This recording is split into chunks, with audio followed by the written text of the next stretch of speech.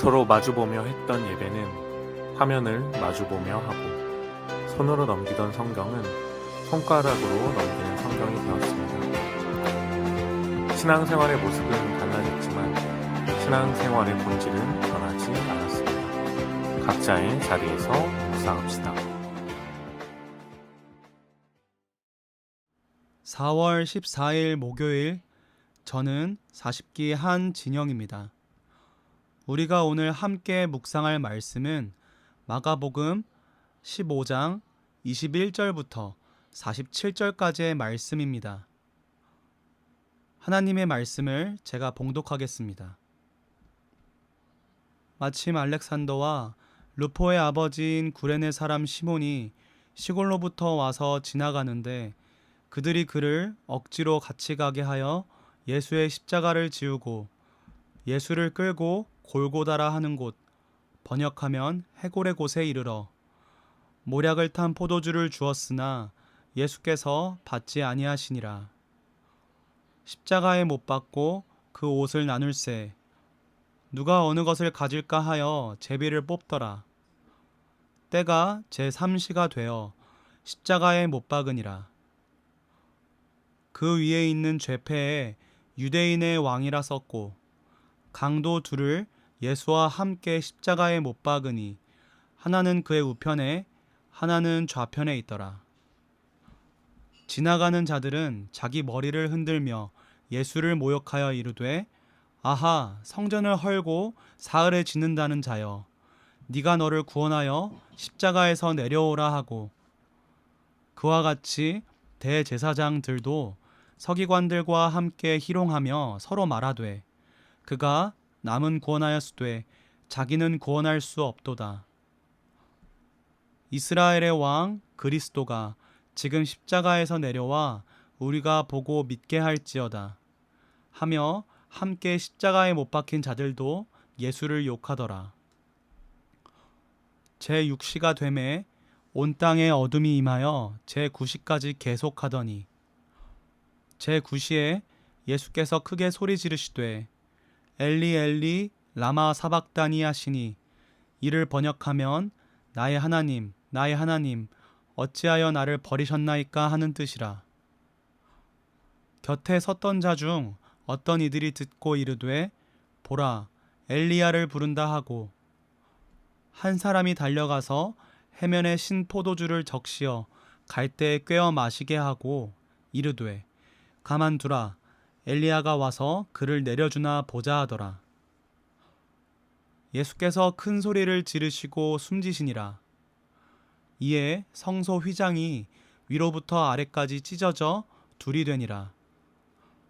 예수를 향하여 섰던 백부장이 그렇게 숨지심을 보고 이르되 이 사람은 진실로 하나님의 아들이었도다 하더라. 멀리서 바라보는 여자들도 있었는데 그 중에 막달라 마리아와 또 작은 야고보와 요새의 어머니 마리아와 또 살로메가 있었으니 이들은 예수께서 갈릴리에 계실 때에 따르며 섬기던 자들이요 또 이외에 예수와 함께 예루살렘에 올라온 여자들도 많이 있었더라. 이날은 준비일 곧 안식일 전날이므로 저물었을 때에 아리마대 사람 요셉이 와서 당돌이 빌라도에게 들어가 예수의 시체를 달라 하니 이 사람은 존경받는 공회원이요 하나님의 나라를 기다리는 자라. 빌라도는 예수께서 벌써 죽었을까 하고 이상히 여겨 백부장을 불러 죽은 지가 오래냐 묻고 백부장에게 알아본 후에 요셉에게 시체를 내주는지라. 요셉이 세마포를 사서 예수를 내려다가 그곳으로 싸서 바위 속에 판 무덤에 넣어두고 돌을 굴려 무덤 문에 놓음에 막달라 마리아와 요새의 어머니 마리아가 예수 둔 곳을 보더라. 아멘. 오늘 말씀은 마가복음 15장 21절부터 47절까지 말씀입니다. 오늘 말씀은 십자가에 못 박히시는 골고다로 끌려가셔서 못 박히시는 장면부터 시작해서 예수님께서 숨지시고 예수님께서 장사되는 그 모습까지 마가복음 15장이 담고 있습니다. 오늘 마가복음 말씀 가운데서 저는 여러분들과 예수님께서 죽음의 그 순간까지 고난받고 고통당하시고 또한 치욕을 당하시는 그 장면을 다시 한번 나눠보시면서 예수님께서 어떻게 이러한 고난과 조롱들을 참고 견디셨는지 이 말씀을 먼저 나누고자 합니다. 예수님께서 십자가에 달리자 많은 사람들이 예수님을 조롱하기 시작하였습니다. 저 예수가 성전을 헐고 사흘 만에 짓겠다고 했었는데 먼저 네가 그 십자가에서 내려와서 너를 구원해 보아라. 어서 십자가에 뛰어내려 보아라. 라고 조롱하였습니다. 근데 놀랍게도 많은 사람들은 예수님께서 나귀를 타고 입성하실 때만 해도 호산나 호산나라고 찬송했던 사람들이었습니다. 그러나 이 사람들은 며칠 만에 예수님을 십자가에 못 박히게 하는 무리들로 바뀌게 되었습니다. 예수님께서는 이들을 바라보면서도 끝까지 사랑하여 주셨습니다. 십자가에 못 박히셔서 이들을 바라보면서 하나님 아버지께 이들이 하는 일을 알지 못한다라고 말씀하시면서 사람들을 향한 예수님의 사랑을 예수님께서 보여주셨습니다. 이 사람들의 무지, 이 사람들의 어리석음까지도 예수님께서는 용서하여 주셨고 사랑으로 품어주셨습니다. 그리고 이 많은 무리들 가운데서 예수님을 끝까지 계속 쫓아다니면서 조롱했던 사람들이 있습니다. 바로 종교 지도자들이었습니다. 이들은 예수님을 쳐다보면서 계속해서 조롱하였습니다. 이 사람이 남은 구원하였는데 자기는 구원하지 못하고 있구나 라고 하면서 예수님을 계속해서 조롱하였습니다.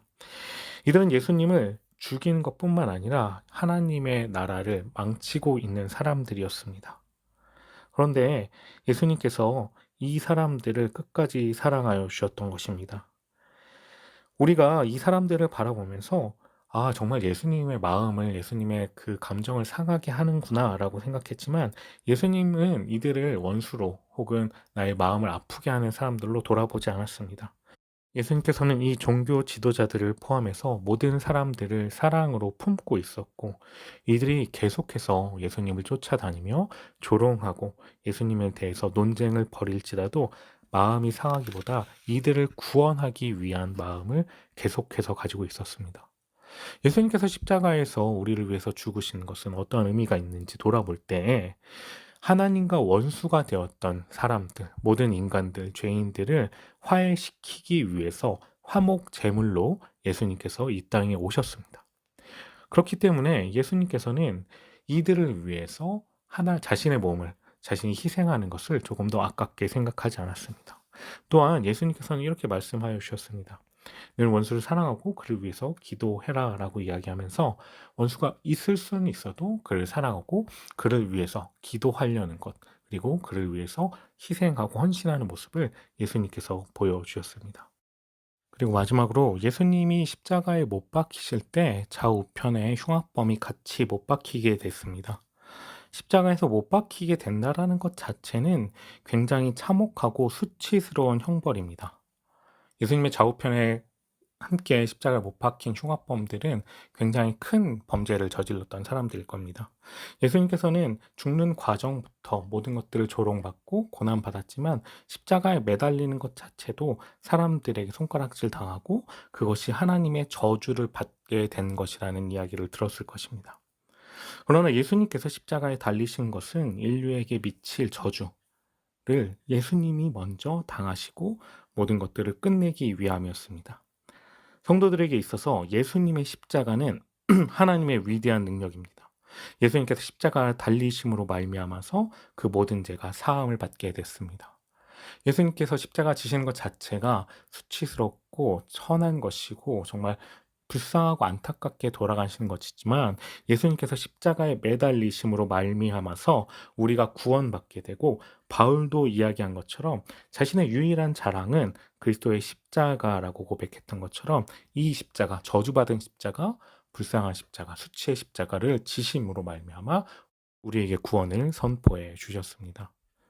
예수님께서 그 당시에 십자가를 지시는 것 자체가 수치스러운 것이고 가장 악한 사람들, 흉악범들을 붙잡아서 죽이게 하는 사형에 도구였음에도 불구하고 예수님께서는 그 모든 것들을 참으셨습니다. 더 나아가서 많은 사람들의 조롱과 모멸 속에서 예수님은 끝까지 인내하여 주셨습니다. 예수님은 그 십자가를 지시고 많은 사람들의 무지를 이해하시고 사랑하시며 그들을 사랑함으로써 구원을 완성하시려고 그 고통 속에서, 조롱 속에서 묵묵히 참고 모든 것들을 견디어 주셨습니다. 그 일을 통해서 예수님이 전 인류의 구주가 되셨고 왕이 되었던 겁니다.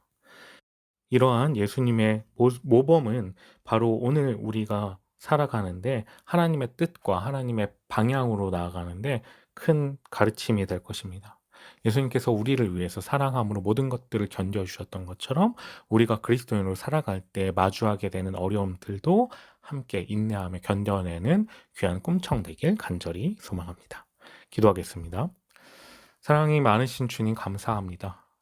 하나님 아버지께서 당신의 아들을 보내셔서 우리의 죄를 감당케 하시고 정말 십자가에서 고난받고 조롱받으시면서 끝까지 우리를 사랑하여 주셨던 모습을 오늘 말씀을 통해서 봅니다.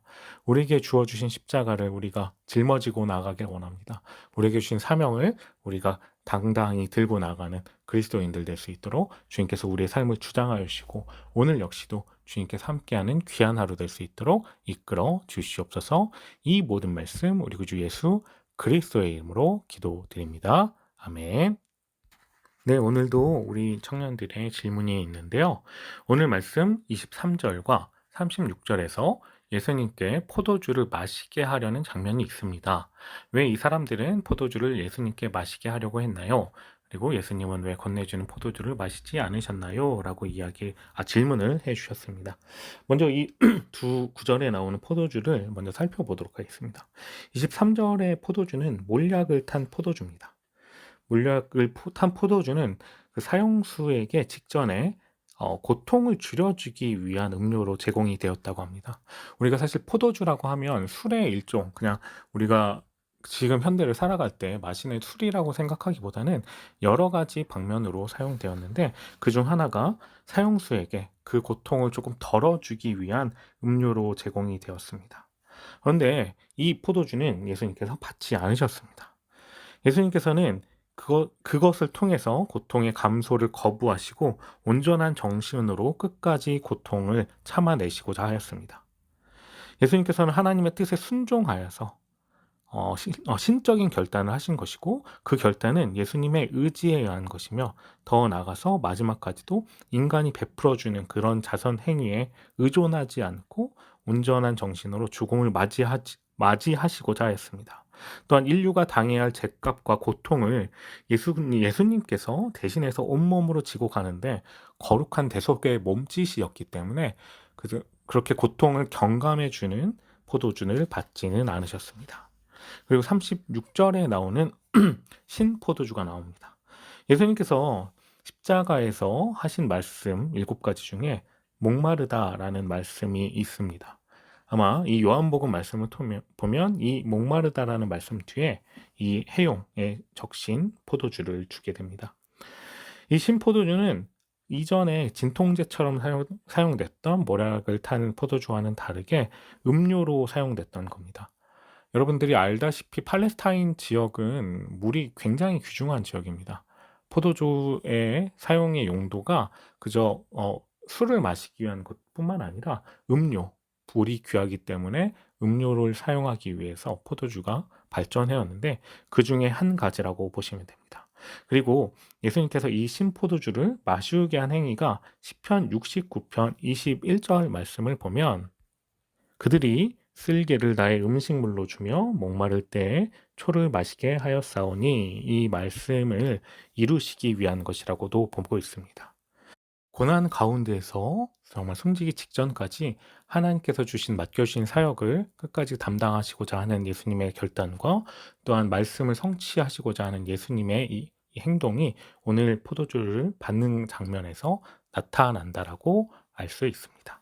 네, 너무 좋은 질문 감사하고요. 여러분들도 하나님의 뜻에 끝까지 순종하는 예수님의 모습이 오늘 여러분들의 삶 속에 드러나길 간절히 소망합니다. 우리는 내일 다시 만나요. 안녕.